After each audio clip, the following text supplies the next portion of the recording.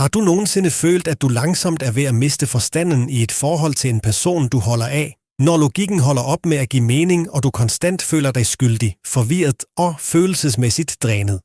Hvis det lyder bekendt, er der stor sandsynlighed for, at du er stødt på det mest snedige våben i manipulatørens arsenal, den skjulte narcissistiske aggression.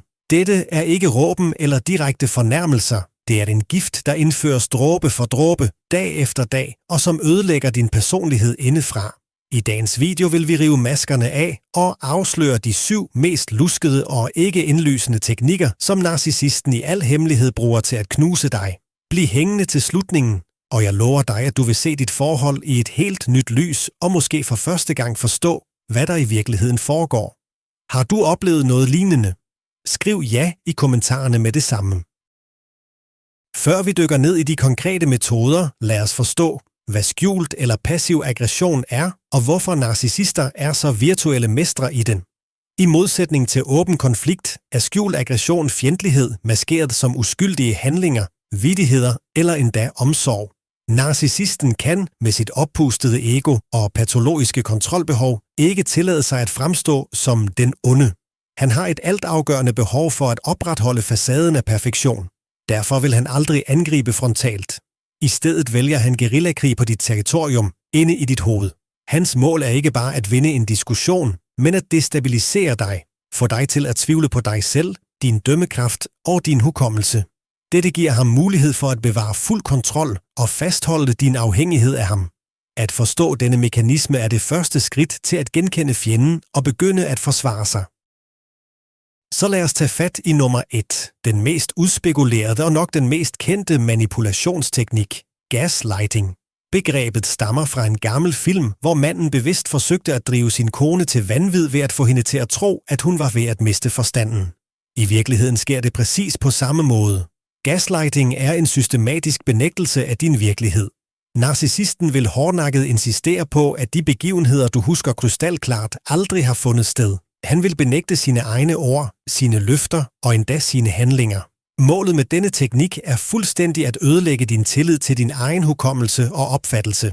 Han vil have dig til at stoppe med at tro på dine egne øjne og ører, og i stedet udelukkende stole på hans version af begivenhederne. Dette skaber en total afhængighed. Forestil dig, at nogen hver dag flytter alle møblerne i dit hjem 1 millimeter, og når du spørger, svarer de: "Du tager fejl, alting står, hvor det plejer." Før eller siden vil du begynde at tvivle på din egen fornuft, og det er præcis sådan gaslighting virker. Lad os se på de klassiske gaslighter-fraser, som du sikkert har hørt før. Du finder selv på det hele. Det skete ikke. Du må have drømt det. Du er alt for følsom og overdriver. Og jeg har aldrig sagt det. Du må have misforstået mig. Disse sætninger bliver leveret med total selvtillid, og ofte med et strejf af nedladenhed, som om de talte til et ufornuftigt barn. Forestil dig dette. Du har aftalt at mødes 7 om aftenen med din narcissistiske partner. Han dukker ikke op. Da du ringer til ham 8, påstår han roligt, at aftalen var 9, og at det er dig, der har rodet rundt i det. Han insisterer så overbevisende på dette, at selvom du er 100% sikker på din egen hukommelse, begynder du at tvivle. Hvad nu, hvis jeg virkelig har glemt det? Hvad nu, hvis jeg hørte forkert? Denne teknik, som bruges konstant i både små og store sager, udvisker langsomt, men sikkert grænserne for din virkelighed og nedsænker dig i en tåge af usikkerhed og selvtvivl. Det ultimative mål med gaslighting er ikke blot at vinde en diskussion. Det handler om at etablere fuldstændig, absolut kontrol. Når du holder op med at stole på dig selv, bliver du ekstremt sårbar. Du begynder at lede efter holdepunkter uden for dig selv, og det holdepunkt bliver selvfølgelig narcissisten. Han udnævner sig selv til at være det eneste anker for stabilitet og sund fornuft i din tilsyneladende sindssyge verden. Du begynder at tænke: jeg er forvirret, jeg forstår ingenting. Kun han ved, hvad der er rigtigt. I det øjeblik klapper fælden. Du er nu fuldstændig afhængig af hans version af begivenhederne, af hans humør og ikke mindst hans godkendelse. Han bliver din fører i en virkelighed, som han selv har fordrejet. Dette er den ultimative form for manipulation, der giver ham lov til at gøre, hvad han vil, fordi din egen referenceramme er destrueret. Du stoler ikke længere på dit indre kompas, for du er blevet overbevist om, at det er ubrugeligt. Næste snedige trick i narcissistens arsenal er projektion. Psykologisk set er det en forsvarsmekanisme, hvor personen tillægger andre deres egne uacceptable tanker, følelser eller motiver.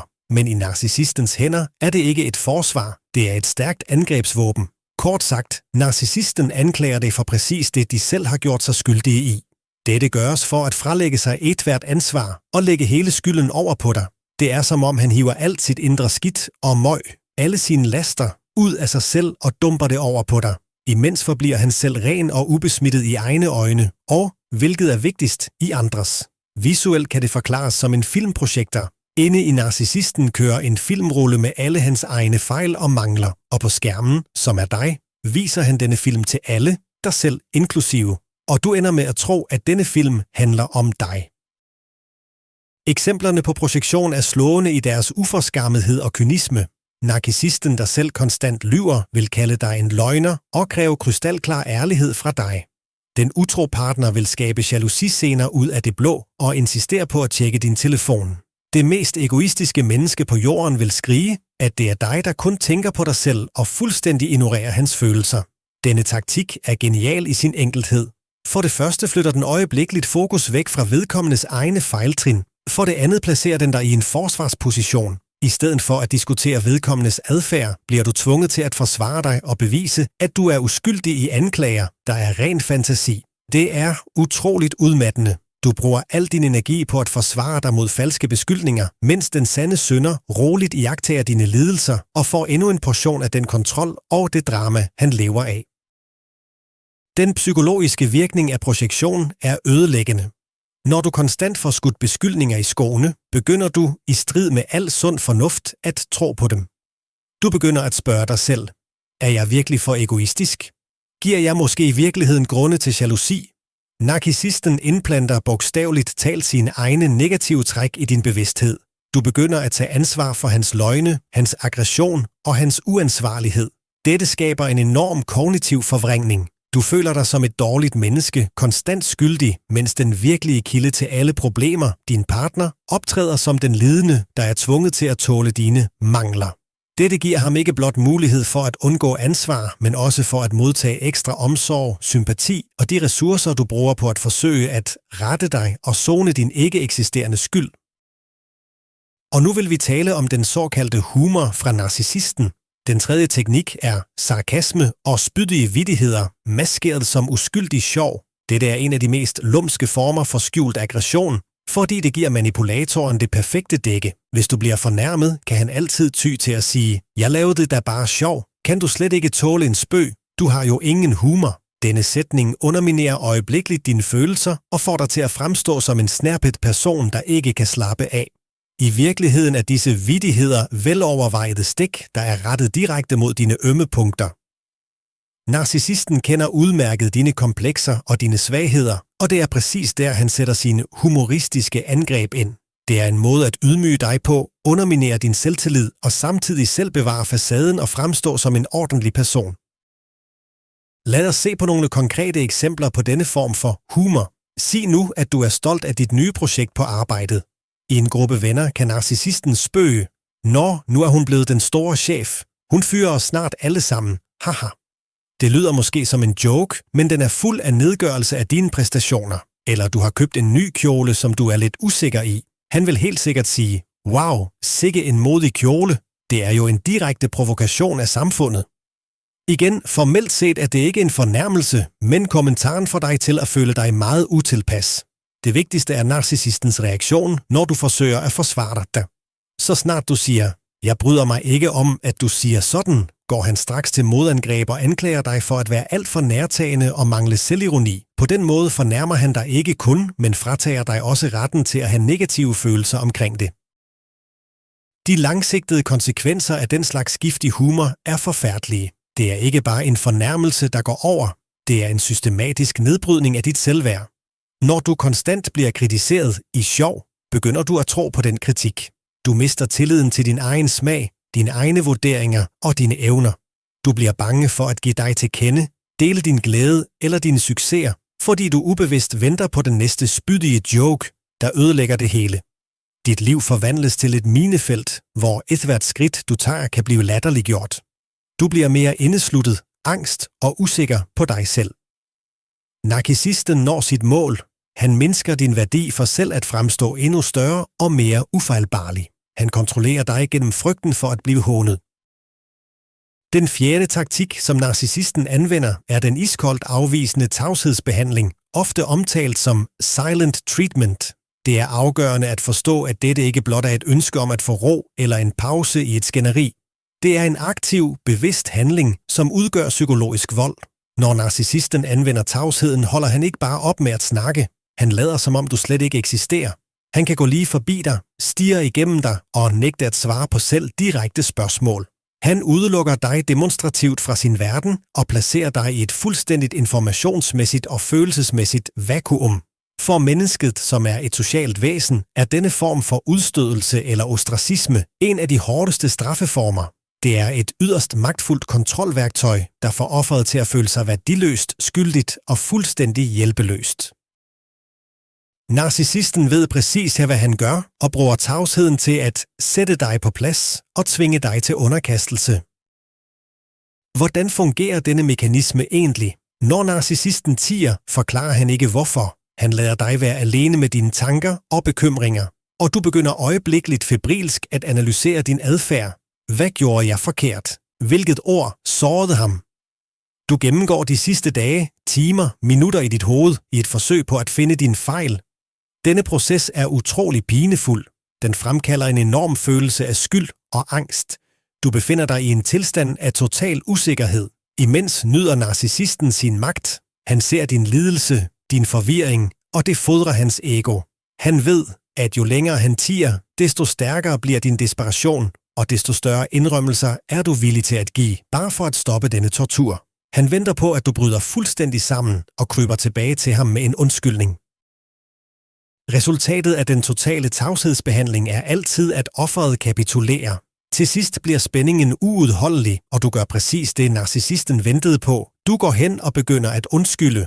Ofte aner du ikke, hvad du undskylder for, men du er villig til at indrømme enhver skyld, bare for at få ham til at tale med dig igen. Og i det øjeblik vil han måske storsindet tilgive dig. Denne cyklus indbrænder en skadelig model i din bevidsthed. Hans tavshed er din straf, og din ydmygelse og undskyldninger er nøglen til hans tilgivelse. På den måde dresserer han dig som et dyr og vender dig til, at ethvert udtryk for din egen vilje eller uenighed vil blive straffet med total ignorering. Du begynder at frygte at ytre din mening, bare for ikke igen at fremprovokere denne pinefulde stilhed. Lad os se på punkt 5. Dette handler om narcissistens mesterlige kunst at devaluere og bruge indirekte fornærmelser, det vi kender som de berygtede dobbeltbundede komplimenter. En narcissist kan simpelthen ikke tillade sig at være oprigtigt glad på dine vegne eller beundre dig. Enhver form for succes eller enhver positiv egenskab, du har, truer hans eget skrøbelige ego. Derfor bliver hans primære mål at nedgøre din værdi, men han skal gøre det på en måde, så han formelt ikke kan beskyldes for direkte grovhed. Netop derfor bruger de tvetydige komplimenter. Det er sætninger, der på overfladen ligner ros, men som altid indeholder et skjult stik eller en brud, der øjeblikkeligt annullerer al den positive virkning. Det er blot endnu en metode til at holde dig i konstant ubalance og sørge for, at dit selvværd aldrig får lov at flyve for højt. Man kan sige, at han rækker dig en gave, men når du åbner den, finder du en bitterkerne. Du står tilbage med den ubehagelige følelse af at være blevet snydt. Lad os tage et kig på nogle klassiske eksempler på den slags komplimenter. Du fortæller, at du har bestået en svær eksamen. Narcissisten svarer, godt gået. Jeg havde faktisk ikke regnet med, at du ville klare den.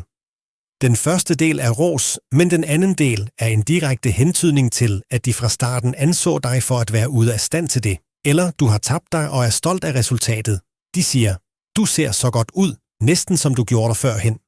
Denne kompliment underminerer ikke kun din nuværende indsats, men antyder også, at du stadig har et godt stykke vej til idealet. Andre varianter inkluderer, den kjole klæder dig virkelig, den er god til at skjule dine skavanker, eller dine venner er så sjove, de er meget simple mennesker. Hver eneste af den slags sætninger er som en lille giftinjektion. Du har tilsyneladende fået et kompliment, men af en eller anden grund har du det ikke bedre, tværtimod værre. Og det er netop manipulatørens mål. Hovedformålet med nedvurderingen er at opretholde kontrol gennem dit ustabile selvværd. Narcissisten kan simpelthen ikke tåle, at du føler dig stærk, selvsikker og selvstændig. For et menneske, der er så stærkt, kunne jo finde på at forlade ham. Derfor forsøger han konstant at klippe dine vinger. Han skaber en følelse hos dig af, at du er ikke god nok. Dine succeser, de er bare tilfældigheder. Din skønhed, den er med forbehold. Din intelligens, den er tvivlsom. Du befinder dig altid i en position, hvor du jagter hans fulde og uforbeholdne anerkendelse. En anerkendelse, du aldrig vil få. For så snart du når en milepæl, flytter han straks barren højere op eller finder noget nyt at kritisere. Dette tvinger dig til at kæmpe endnu mere og investere endnu flere ressourcer i forholdet. Og alt det, kun for at få anerkendelse fra et menneske, der systematisk ødelægger dig. Teknik nummer 6 er den mesterlige offerrolle. Narcissister er geniale skuespillere, og deres favoritrolle er den uskyldige martyr, der lider i stilhed. De har en forbløffende evne til at vende enhver situation på hovedet, så de ender som offer for omstændighederne. Og du er den hjerteløse aggressor. Denne metode bruges til at undgå ethvert ansvar for deres handlinger og udelukkende til at give dig skyldfølelse. Når du forsøger at stille narcissisten til ansvar for deres ord eller handlinger, vil de ikke forsvare sig eller argumentere sageligt. I stedet begynder de at spille på sympati og fortælle dem, hvor hårdt de har det, hvordan ingen forstår dem, og hvordan du med din opførsel gør dem endnu mere ondt. Dette er en meget effektiv manipulation, fordi den netop rammer din empati og medfølelse. Forestil dig en typisk situation. En narcissist har gjort noget, der sårede dig dybt. Du tager mod til dig for at tale om det roligt og konstruktivt. Du starter samtalen med ordene: "Jeg blev virkelig ked af det, da du..." Men du når ikke at færdiggøre sætningen. Narcissisten afbryder dig straks med et tragisk udtryk i ansigtet. "Skal du nu anklage mig igen? Jeg knokler og prøver så hårdt for os. Jeg arbejder mig selv ihjel, og alligevel ser du kun det dårlige. Efter alt det, jeg gør for dig, bebrejder du mig stadig." Og vupti. Hele scenariet er vendt på hovedet. På få sekunder er du gået fra at være den person, hvis grænser blev overtrådt, til at være den utaknemmelige tyran, der hakker på det stakkels offer. Fokus er flyttet fra narcissistens fejltrin til hans egne lidelser. Nu er det ikke længere ham, der skal undskylde, men dig, der skal trøste ham og forsikre ham om din kærlighed. Konsekvenserne af at indtage offerrollen er dybt skadelige for et sundt forhold. For det første indser du, at enhver samtale om problemer er nyttesløs, og den ender bare med, at du får det værre. Du stopper med at tage vigtige emner op og tier dine frustrationer ihjel, bare for ikke at gøre din partner ked af det endnu en gang. Konflikter bliver ikke løst, men håber sig op og forgifter jeres samvær. For det andet giver det dig en kronisk skyldfølelse. Du begynder at tro på, at du faktisk er alt for krævende eller utaknemmelig. Du går konstant på listefødder i frygt for, at et ubetænksomt ord vil såre dette følsomme sind. I virkeligheden er du blot blevet et nemt offer for manipulatoren, som i kraft af offerrollen elegant undviger ethvert ansvar og i stedet får dig til at danse efter hans eller hendes pibe. Og endelig har vi den 7. strategi, narcissisten bruger til at undgå ansvar: undvigelse, emneskift og den velkendte whataboutism. Denne taktik aktiveres, når du har naglet narcissisten fast til væggen med uigendrivelige fakta. Når gaslighting er opbrugt, og du ikke længere lader dig narre af offerrollen. I det øjeblik trækker han røgsløret frem. I stedet for at svare ærligt på dit direkte spørgsmål eller indrømme sin fejl, skifter han brat spor eller vender pilen mod dig ved at hive en gammel fejl, du har begået, frem. Målet er at forvirre dig, skabe kaos og trække samtalen så langt væk som muligt fra det ubehagelige emne. Han skaber et virvar, hvor det oprindelige problem simpelthen drukner. Tænk på det som et trylleshow. Mens dit blik er rettet mod den ene hånd, udfører den anden manipulationen. Her er et eksempel på også, hvordan det fungerer i virkeligheden. Du siger, du lovede at være hjemme til aftensmaden, men du kom 3 timer for sent. Igen, og du gav ikke engang lyd fra dig. Jeg blev virkelig ked af det. Det er en direkte, meget specifik bebrejdelse. Narcissisten vil overhovedet ikke diskutere det. Hans svar vil være nogenlunde sådan her: "Nå, men kan du huske, at du i sidste uge købte den forkerte slags yoghurt? Det var da et rigtigt problem." Eller, "Hvad med din mor, der konstant blander sig i vores forhold? Kan du se det? Din anklage er fuldstændig ignoreret.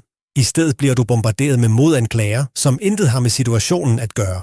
Du bliver trukket ind i en ny diskussion, begynder at forsvare dig, og efter 10 minutter kan du ikke engang huske, hvad I startede med at skændes om. Narcissisten har vundet igen. Han har hverken indrømmet fejl eller undskyldt. I stedet har han fået dig til at føle dig skyldig over noget, der slet ikke har noget med sagen at gøre.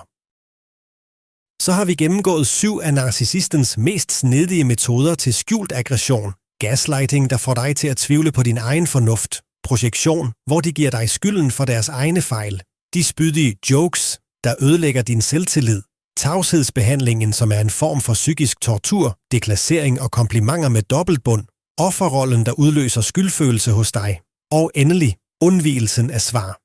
Hvis du genkender dit eget forhold i denne beskrivelse, så vid, at fejlen ikke ligger hos dig. Du er ikke overfølsom, du finder ikke på det hele selv, og det er heller ikke din egen skyld. Du står over for en udspekuleret og målrettet form for psykisk vold, hvis eneste formål er at underkaste og kontrollere dig. Det første og vigtigste skridt mod helbredelse er at erkende, hvad der i virkeligheden sker. Tak fordi du så videoen til ende. Hvis den har været nyttig for dig og åbnet dine øjne for noget vigtigt, så giv os meget gerne et like og abonner på kanalen, så du ikke går glip af nye analyser. Din støtte hjælper os med at skabe mere indhold som dette. Nu til et spørgsmål til dig. Hvilke af disse metoder har du personligt oplevet? Eller kender du måske til andre, som jeg ikke har nævnt? Del din historie i kommentarfeltet. Din erfaring kan hjælpe andre til at indse, at de ikke er alene.